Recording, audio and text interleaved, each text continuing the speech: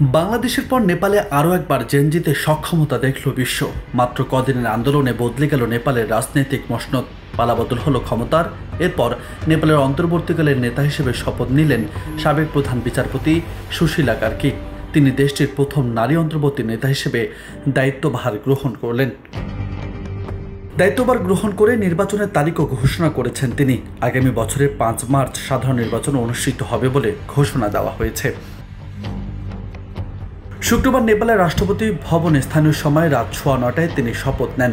তাকে শপথ বাক্য পাঠ করান রাষ্ট্রপতি রামচন্দ্র পৌডেল। দুর্নীতি বিরোধী সহিংস আন্দোলনের মুখে প্রধানমন্ত্রী কেপি শর্মা ওলির পদত্যাগের পর অস্থির দেশের দায়িত্ব নিয়েছেন তিনি।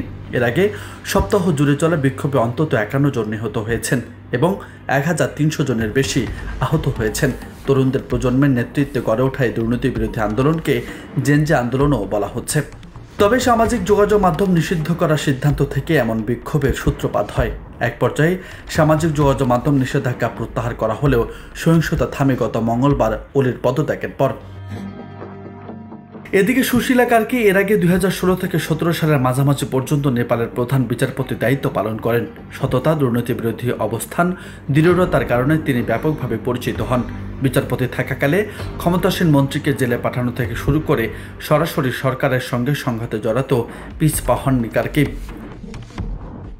তবে তার বিচারপতি জীবন ঝঞ্ঝাট মুক্ত ছিল না। দায়িত্ব নেওয়ার পর 1 বছরের মধ্যে তার বিরুদ্ধে অভিশংসন প্রক্রিয়া শুরু হয়, যা ব্যাপকভাবে রাজনৈতিক উদ্দেশ্য প্রণীত হিসেবে দেখা হয়।